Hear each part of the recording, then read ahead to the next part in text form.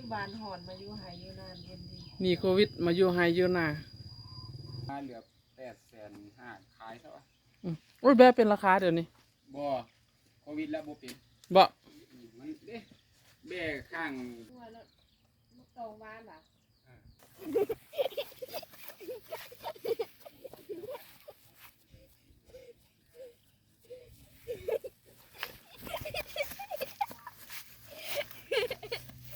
เ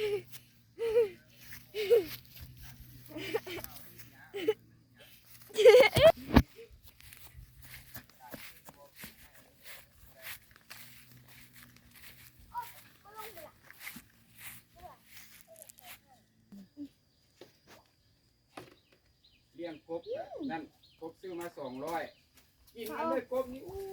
เขาบุกเกลือมันกินกันได้กันเขาเกลือบ่อิ่มเกลือก็กินเดือดแค่ตัวนี้จะเทียบกับที่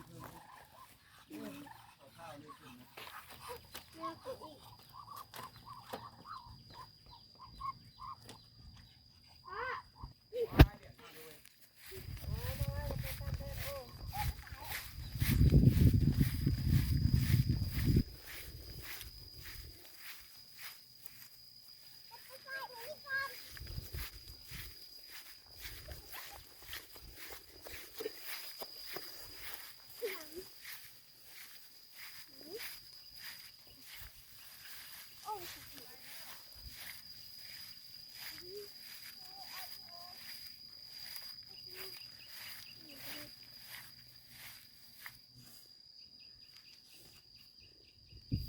มีหยังตัวหยังตัวมีคือมันตัวหยัง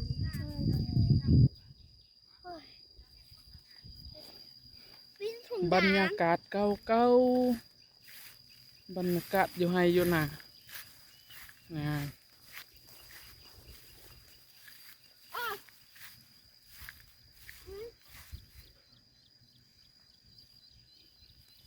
ป้าปล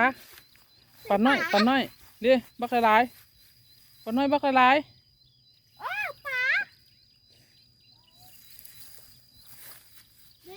อย่าไปลงเขายังไม่จะมีเอาเงินน้องก็มีเหยียบไปบ่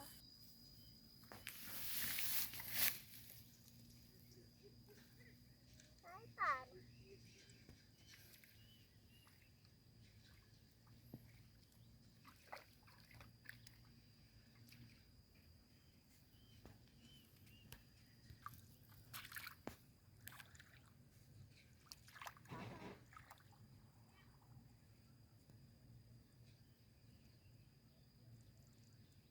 มีตัวหอยบ่ตัวหอยมีบ่ตัวหอยนะฮะเด้ตัวปลาอยู่นี่ได้ลูกเด้นี่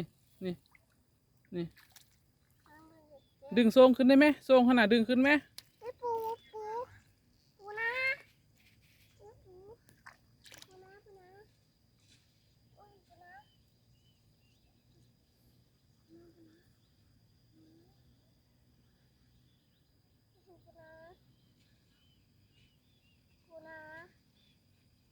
มันตายแล้วลูกมันตายแล้วนั่นนะปูนามันตายแล้ว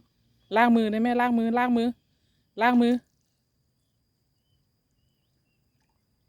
ดึงโซ่งขึ้นนะ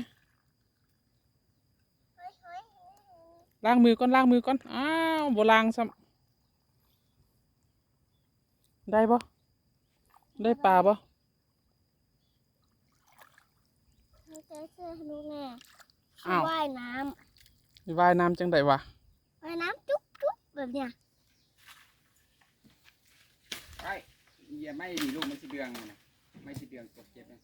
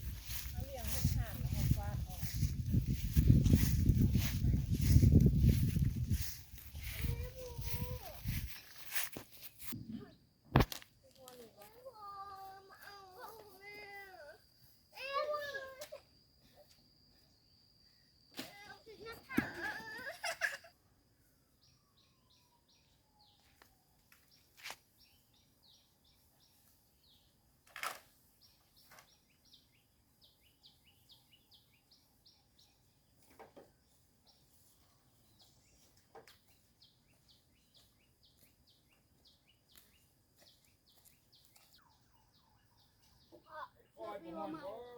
โอ้ยมันหอนมาไหม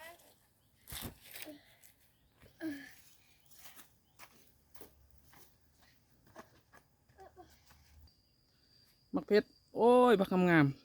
ๆคุณมักเพชรออร์แกนิกใส่ขี้งัว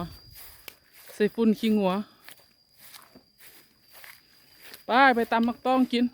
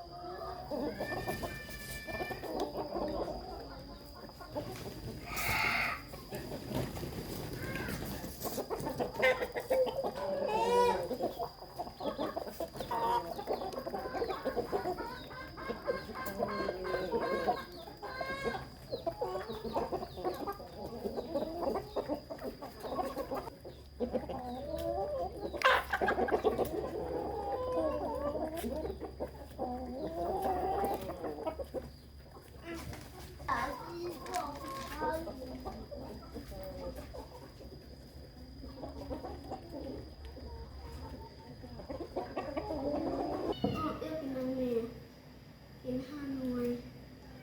มันเผ็ดวะ บ่อ้าวอุ้ยผิดสันยังเข้าใจว่าอีกนึกเพื่อแน่มันวะ เป็นเข้าคือกัน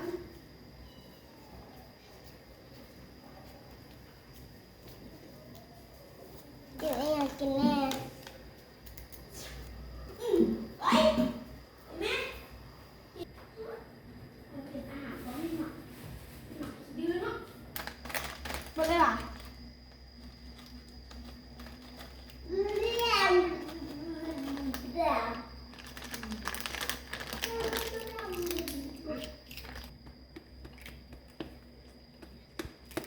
นี่แหละ กินแบบมา